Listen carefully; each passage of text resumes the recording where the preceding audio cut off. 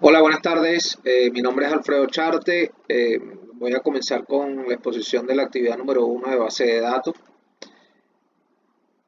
Voy a iniciar entonces con lo que viene siendo la definición de base de datos. Pues bien, es una colección organizada y persistente de datos interrelacionados, estructurada para facilitar su acceso y gestión desde múltiples usuarios y aplicaciones. Se almacena en un soporte no volátil y organizado. Estos sistemas de gestión de base de datos o DBMS permiten realizar operaciones como inserciones y consultas, asegurando la confidencialidad, disponibilidad e integridad de la información que allí se almacena, manteniendo así la independencia de datos respecto a las aplicaciones.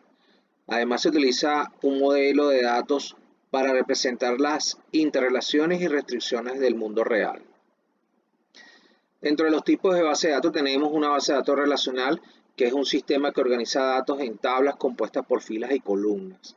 Estas tablas pueden relacionarse entre sí a través de claves primarias que identifican de manera única cada registro y las claves foráneas de otras tablas que vinculan registros de diferentes tablas. Esto permite mantener la integridad de los datos y facilita su gestión.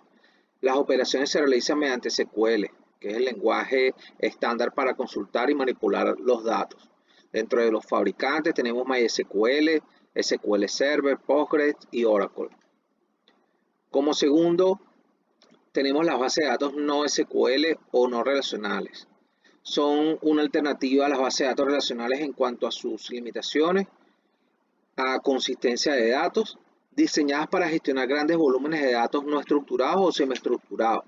Son altamente escalables y flexibles, permitiendo el almacenamiento de datos en formatos como documentos, grafos, clave valor y columnas. También tenemos los fabricantes, que es MongoDB, Cassandra, Redis, entre otros. También tenemos como tipo de base de datos las bases de datos orientadas a grafos. Estas se especializan en almacenar y gestionar relaciones complejas entre entidades.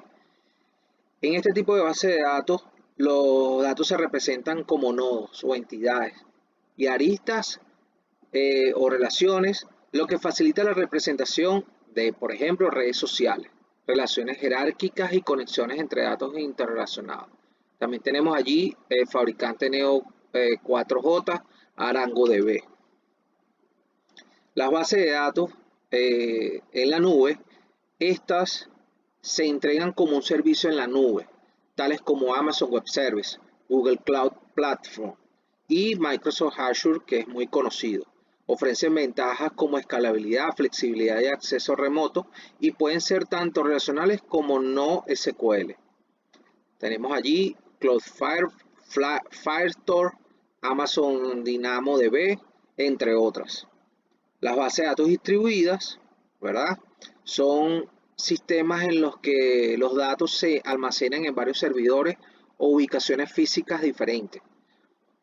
Bueno, yo lo veo como un sistema, una estructura de alta disponibilidad, pero se gestionan como un único sistema de base de datos.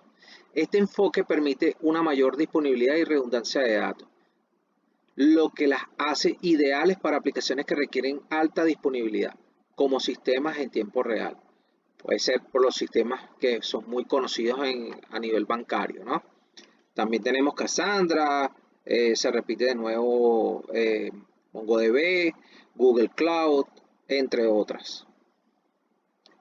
En cuanto a la evolución, la evolución de las bases de datos ha sido clave para adaptarse a la creciente cantidad y diversidad de datos. El ser humano siempre ha tenido la necesidad de guardar información y es por eso que el tener base de datos proviene de la antigüedad.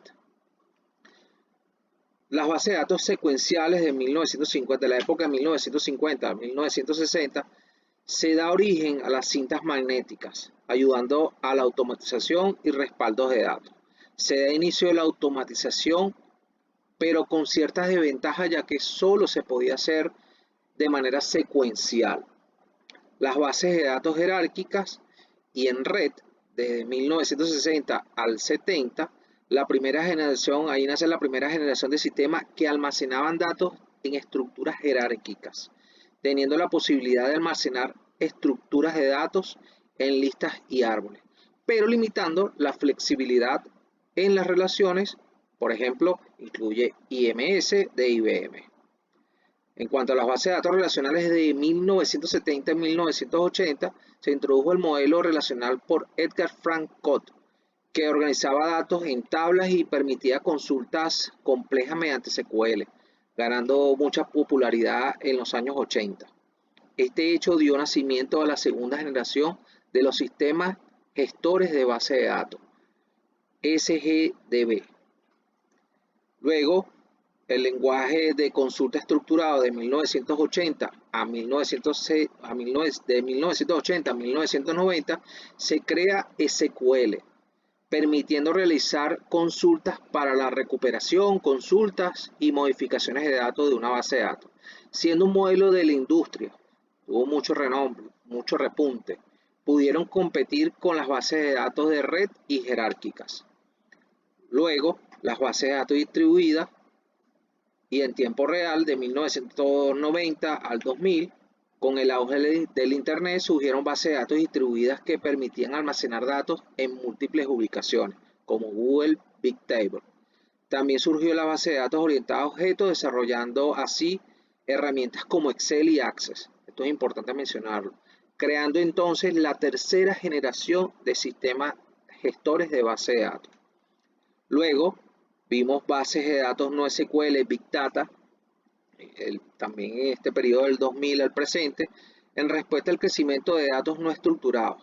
Allí se desarrollaron bases de datos no SQL como MongoDB, que ofrecen escalabilidad y flexibilidad.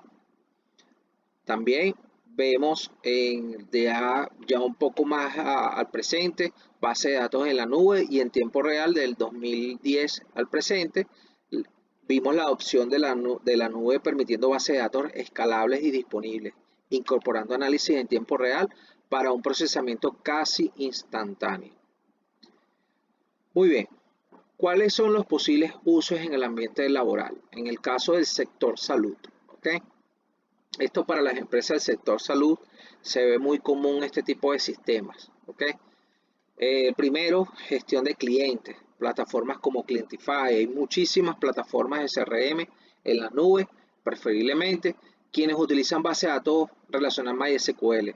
Ofrece al mercado un sistema web para la gestión de relaciones e interacciones con los clientes. Empresas que buscan ese tipo de control de gestión de relación con los clientes. En el caso, pongo un ejemplo, Clientify es una empresa española y ellos tienen MySQL como estructura de base de datos. Luego tenemos la gestión administrativa y nómina y contable, importantísima. Plataforma de Softec, una de las pioneras aquí en Venezuela, que utilizan base de datos relacional SQL Server. Ofrece al mercado toda una suite completa de gestión administrativa, contable y de recursos humanos. O sea, prácticamente es un 360 en cuanto al ámbito administrativo. Luego seguimos con ERP, que son las historias clínicas, nuevamente para una empresa de salud. Plataformas como esta es importante para la gestión de las historias clínicas. Quienes utilizan también bases de datos relacionales, en este caso una empresa llamada Medisoftware, ellos tienen también SQL Server como estructura de base de datos, ofrece al mercado un sistema para la administración y control de historias, administración operativa a empresas de salud. Luego, por el tema, nuevamente el tema de la empresa de salud, es importante mantener la administración de la flota de vehículos, en este caso flota de ambulancia.